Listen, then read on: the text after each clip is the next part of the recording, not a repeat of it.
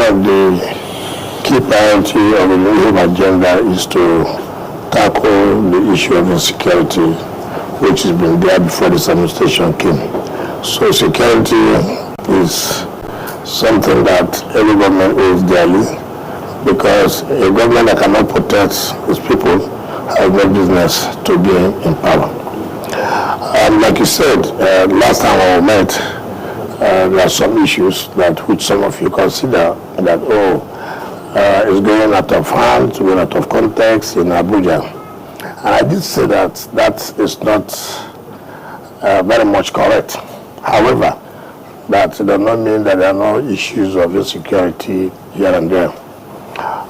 We took a lot of steps. Like one of the steps we took is to really make sure that we visited all the area councils to have town hall meetings with stakeholders and see also how they can have a buy-in in what government intends to do.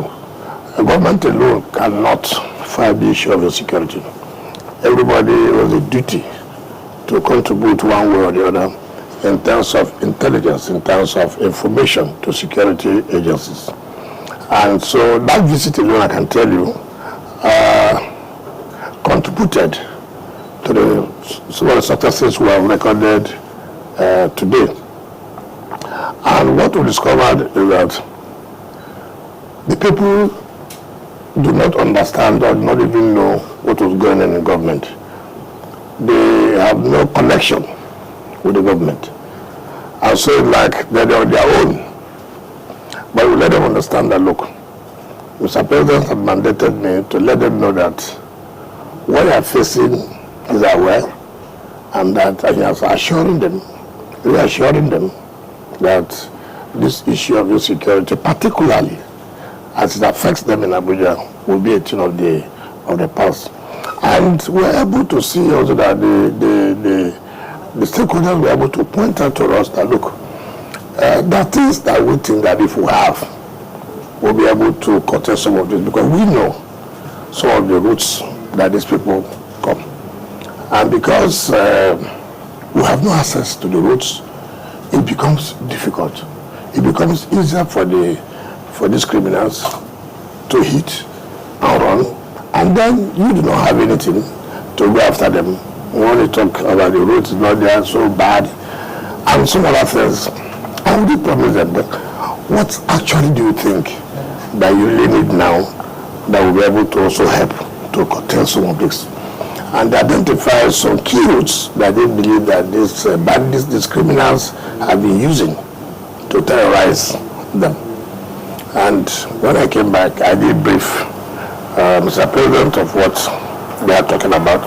And he gave a directive immediately that, look, go in there, make sure that these jobs are done. As I speak to you, the routes that they have mentioned to us are ongoing now as I speak to you. And that's why I saw us flagging up most of these routes. And we consider those as emergency. Now, they have also identified other key routes they believe that if government takes action, that will also help them. And that was also taken into consideration by putting into our 2024 budget, which is now before the National Assembly. I believe that today the House of Reps will have the second reading and then commit it to the committee stage for further deliberation. And we also talked about intelligence, that they need to give out information. Information is key. Again, you have to give them the confidence that this information, they have to protect those who have given that information. Because part of the problem is that, look, how do I know if I give out this information? What I do if I give out the information, will not use it against us by these criminals coming after them. We did assure them, I've told them the method in which this information will be given out. And that is not what I'm going to let the public know. And that has paid off. I can tell you immediately after the stakeholders consultation meeting, and luckily then we had a very proactive CP and the person of Wike, who also knows the terrain of Abuja. He has been the Deputy Commissioner of Police in charge of operation before, so luckily he's now the CP. So Abuja area is not new to him. And within a week, we were able to, apprehend the major culprits, those who are behind the series of kidnappings in FCT. Was it because of the ransom? Not necessarily that. That could be a motivating factor too, because the police has to use that money to also give out to informants in order to get intelligence. Remember, you can have all the weapons without intelligence. You have nothing to achieve. So intelligence is key first. Being able to have information. This is where these criminals are. This is where we think we can go and get them. In fact, remember the legislative aid to Senator Ned Wike, who was killed, who was kidnapped and killed and was buried in a shallow grave. The major culprit, these were in the forest in Nassau, in particular Toto. And if you see what happened, first of all, we got Bahiri before, and then got the second person, and these are the major sponsors of kidnapping and other forms of ambush. The moment we took two of them and some of their kingpins, that's why I see that the whole thing came down. Again, police, it's unfortunate to say this, that some of our, or mostly the security agencies, in particular, I would say, the police here, not adequately equipped. In fact, you can't believe it that the police command of the city do not even have ordinary tracking device. You can't believe that. Not only them, even the FCT commander of the state, state services don't even have. So the only, the state government, and the only way they have is the headquarters. So if there are things to do, they have to go to the headquarters, which is not supposed to be that. And we have said, look, and luckily I told Mr. President that, look, we have to do something. And there must be the emergency procurement of this equipment. Because if we go through the normal process of procurement, it takes you months. In fact, let me tell you, last year, we applied to Bureau of Public Procurement. Look, we want to have vehicles to launch by December and other communication gadgets. Allow us have emergency procurement. They refused. I'm not saying that not doing that was what led to some of those kidnapping, or what led to the kidnapping of the families and the rest. But if we have had this opportunity to launch members of the public, that alone puts here before the criminal that, look, these people are sort of a step back. Yes, but it will only happen in January. I have to write to Mr. President, look, we can continue. As soon as Mr. President gave us emergency procurement approval immediately that we must get this equipment, and which we have done.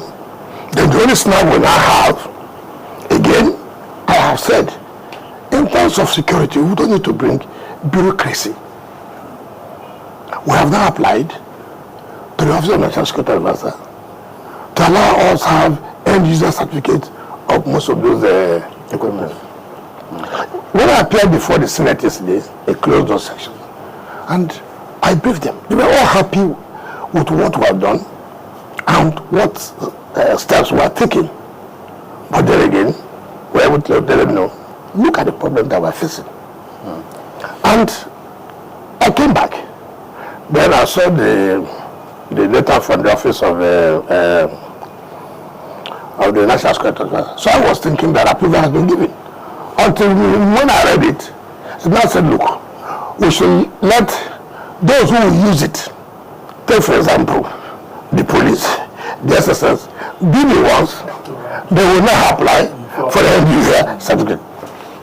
But we have spent how many weeks? But now, that will now go back for them to now write it. See what I'm talking about? Bureaucracy. Okay. After that meeting with the Senate, yes, you said, because that was part of what we had read sometime in January, and you said some of these security incidents we see are staged or politicized. No, I said... What did you mean by that? No, I said some of these kidnapping are sometimes state managed. Sometimes, take for example, this is my family, right? Right? I have a driver, right? I have a cook. My driver takes my children to school, right? Unknown to me, my driver is the one behind the kidnap of my children. What do you want anybody to know, to do at that point? How will any security person use to say you are not vigilant? If not, how would that kidnapping take place? If the driver that takes the children to school has connived with these criminals, look, by social time we are going to school. By social time we are coming back. Now, instead of him to take the normal route where it will be difficult, he takes the route where they are agreed, and then you hear the children have been kidnapped and the driver escaped. Of course, the blame will be on the security agencies. Now, how do you find out? Until when the police or security agencies go into action and then finds out that it was the driver that masterminded the kidnap. Is there a similar case with all of these cases that you had? I was a governor. I'm telling you for example what we know. Well, how about the FCT now? Any case that looks like this one recently? I don't need to reveal certain things. All I've told you that yes, we agree. The point I want to let you know that we agree that kidnappings take place, but the most kidnappings too are inside house kidnapping. You can't run away from it. And two, you may not agree, but some people have this habit that, look, let's make it uncomfortable for the government. I can tell you that. Let's make it uncomfortable. Let the government have problems. Let us see that. Even though something happened, but not to the extent that it happened, their business is to blow it above what has really happened. I'm not saying that is an excuse, I'm not saying that. But I'm saying that with my experience, with what I know, sometimes something happened after Buhari. You know, we have boundary with Kaduna, Niger, Nasarawa, and Kogi. Now after Buhari, there's a community, it's in Kaduna, right? When that kidnapping happened, they said in FCT. But it is not FCT, it is in Kaduna.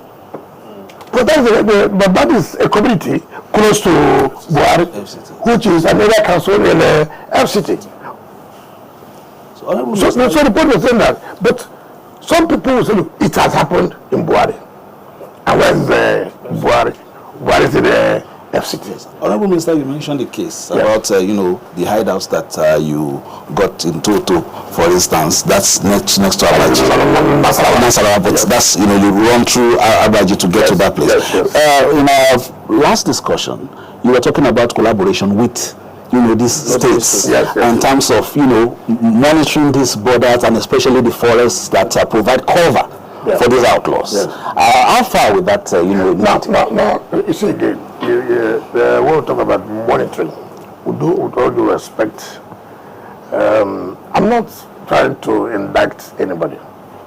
These are problems that have been there before, probably the set of governors that are there now, and the present government at federal level that is there. The terrain is so bad, no good roads. So how do you move to? You talk about forests. You require equipment, particularly drones. And you know how expensive to buy drones. How many states can authoritatively say today we have the capacity to buy drones? In fact, that was one of the approval that Mr. President gave to us, that we said, look, we are going to purchase our own drone to help in surveillance and in operation, particularly within these areas boundary that the topography is so bad, is so hilly, and where you have the forest. And we are very sure that it is provided in the 2024 statutory budget. I briefed this to the National Assembly yesterday, and they were highly elated. And let me tell you what I've discovered in terms of operation. My experience as a governor tells you this. In FCT, there's nothing like called security vote.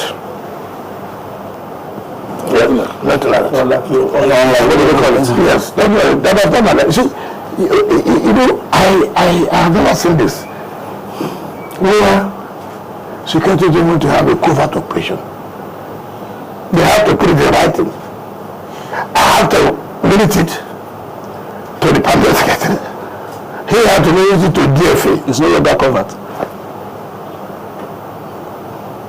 And bureaucracy for an operation that has to go on this night. And probably covered as well. Of course, what do you how do you know the man who is going to do the approval is not the one who would leak the information? So are you changing that? What National Assembly said they are going to do that. That's not possible. And so nothing like that is on ground. Nothing like that as far as FCT is concerned. No, nothing like that. In fact, it is here I found out that you pay through bank security. I've never seen that. You pay through the banks, so they have to access security for through banks. How do you pay your informants? Tell me. Without revealing the identity. Without revealing the identity, how do you pay your informants? And I wondered. I said, no wonder. Honorable Minister. How will you think you will succeed?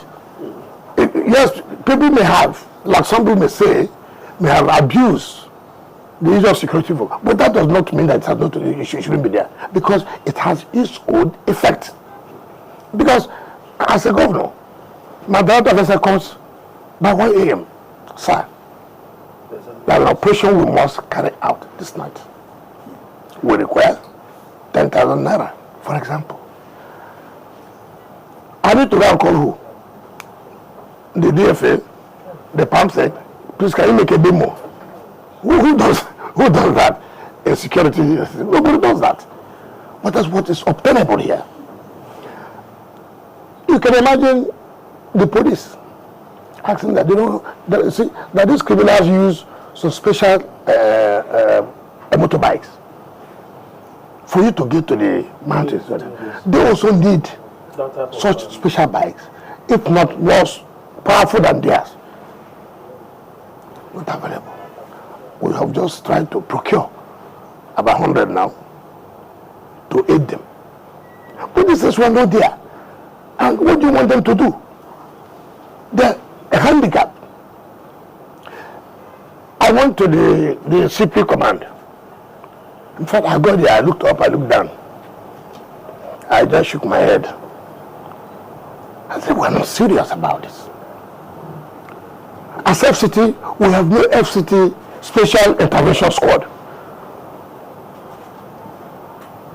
that can immediately, in the command room, I've got information that is what is going on so place. With all the technology gathered there, nothing. As governor, the former IG commissioned the intelligence center, which has all communication gadgets.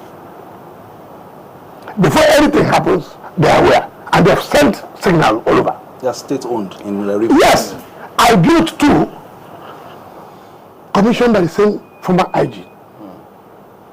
And how can a city like FCT? You don't have it.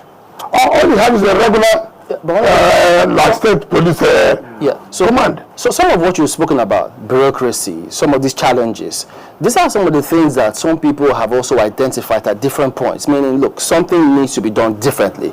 Right now, there's this conversation as to multi-level policing.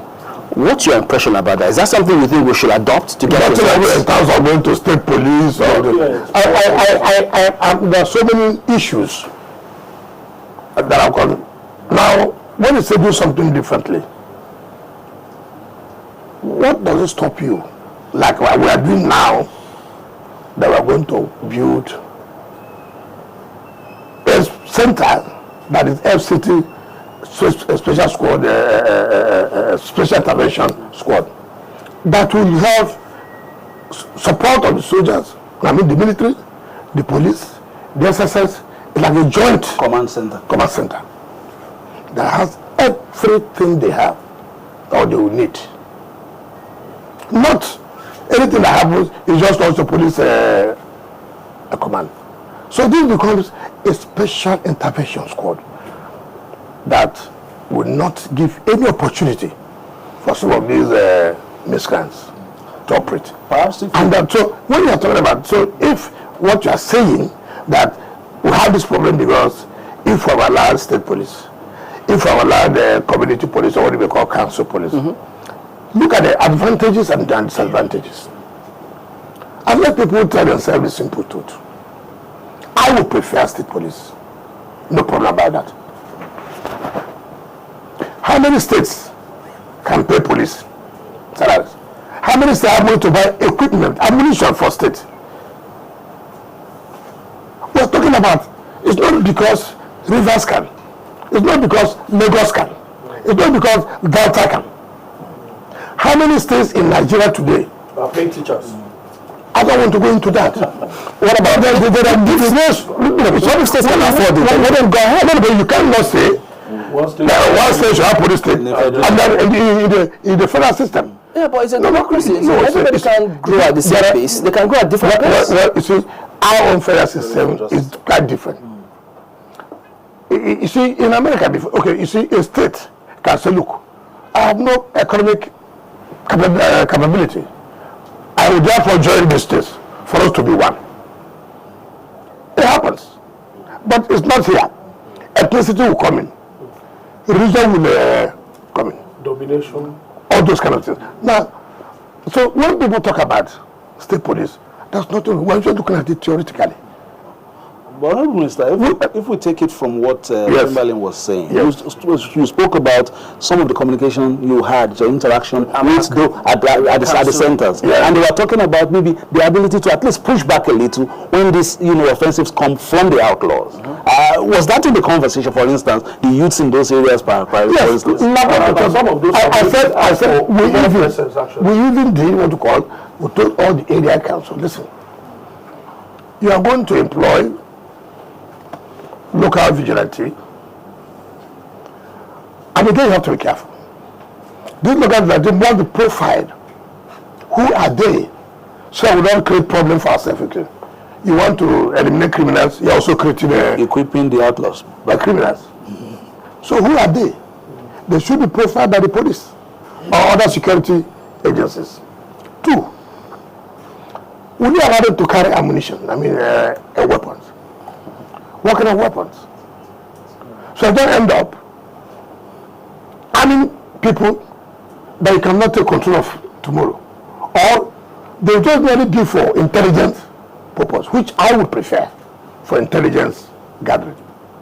And I can tell you, that has helped. And the police have told me that most of the intelligence they gather in apprehending these criminals mostly come from their local sources. And they try as much as they can not to let people know. Now, and that's why the danger, if you say pay money to their account. Mind you, as the money comes to their account, somebody, who is this guy? 10 million naira came today. 5 million naira came the other day. What is working? You are now exposing. You want to give them cash? I don't know what you call cash. All over the world. If you know what security is all about. All over the world. So you don't know that NIA, if they want most of the operations. I don't buy cash. It's not something you go and collect money from the bank. Who does that? Who told you that the CIA, they don't carry cash to do their operation? Who told you that? It's all over the world. Okay. It's just that we in Nigeria have this mentality. Once you hear cash, it means that, this is a corruption. The most intelligent gathering all over the world. They spend money. Leave no trace. You know, if say want to operate here, you don't know how much they have spent to make sure they are looking for a Chamberlain. And they will go offshore to make sure that they get it. It's information. You don't know what they do. So it is not peculiar. All I'm saying that most operations carried out or being carried by the intelligence and by the security agencies is not supposed to be known by people. It's only probably the head. Sometimes, even me as the head, they may not tell me. Sometimes, except it's very, very necessary. That's why With the level of decadence you've seen in the FCT police command now, what are your plans? No. Don't limit it to police now. So have you said the level? No. I will refuse to accept the level of decadence in police command. No, I will refuse to accept that. Okay. If you say you said you don't have common tracking device. That does not mean it's according to the level of the decadence you are talking about. Okay. All I'm saying, even the state services don't even have it. Ordinarily, why should it be so? It is not because of this administration. This administration came when? It has not been there. That's the point I'm making. And the problem we also have is that these problems have been there for years. And now everybody expects you that the problem has been there for over 20 years. Then within 7 months, it has disappeared. You must give the government some kind of kudos. But yes, we know it is not easy, but are there steps being taken, like what we are doing in FCT today, that you have even attached to the fact that yes, we can say that's relative calmness in FCT. We cannot say the request for more security presence in those far-flung area councils, Abaji, Buhari. Okay. I see what we have done. Take, for example, when we want to Gwagwalada, we were told that look, they need some more police stations presence at certain areas, and which we have promised to provide. I've told the CP we need a design as usual. It is there in the 2024 budget. We included it, about 4 police stations, 2 in Gwagwalada, 1 in either Kwale or Abaji. I think there are 4, but I will not be able to really do. And then some other military presence. And to help them make sure these roads that they have identified as critical areas that these criminals always come to, we must have to act, which we have promised that go home, it must be done, and we have started doing it. You see, this is the first time the government is even talking about rural areas. Long. People don't see the impact of governance. They don't even care. So that's why they are surprised. We went to, there's a place, Jiwa, and they call the road Sabiru. Sabiru, but you know, it is a hell. It is a hell. When they are, and I told them we are going to do it, and we came, and the road is going over everyone. You can see the happiness in the faces of the people. There's no magic in this. Just, you see, we want to have this confidence. You know, what has happened between the people and government is that government tells them something, government will not fulfill it. So, we don't care. But there's still a government now saying, look, we are going to do this. And then in the next 2 days, the government has come to do it. That creates some confidence. And people are believing that yes, we are part of the government now. We can now tell government this is what is going on, and government will intervene. So most of the security issues are not just, you cannot, solve some of these problems without involving the local communities. Finally, to put a cap, because we're talking about security all this while, but to put a cap, apart from the issue of the pushback in terms of the equipment gap, getting equipment and all that, another aspect could be perhaps since we know those who are involved in these are youths and all that. While this infrastructure development that you have been doing are going on, is there perhaps an avenue that could lead to more job creation, mass recruitment that would deter youths from thinking about the quick wins of kidnap? First of all, when there's massive infrastructure going on, that also tells you employment is going on. Employment must not be only white collar jobs where you must work in the ministry. There's no way you can employ everybody in the ministry. For that to be, for you to say, oh, we don't have unemployment. What is important, take for example, in encouraging youths to be able to own something they can be doing while government support them. Take for example, if in Abuja today, our agriculture is key, right? What stops government in encouraging some of those youths to own some of the farms and give them something to make sure those farms grow? We see the problem we have is that we think about billions and billions and billions. That's the only way. If a government can say, look, this young man or this group of people, after all, we have shortage of fish. The demand is so high, right?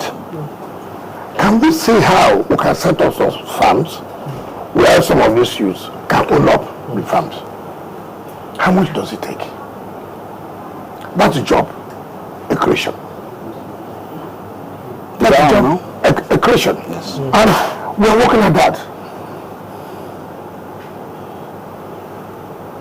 We have the mentality, our youth also have this mentality that except you make billions first. Nobody wants to start with, oh, I made 100,000 naira profit. No. Millions of naira start as profit, which is not a good idea. So many people are billionaires today, they start from somewhere and go to somewhere. You see a youth today, he wants to start, you employ him for job.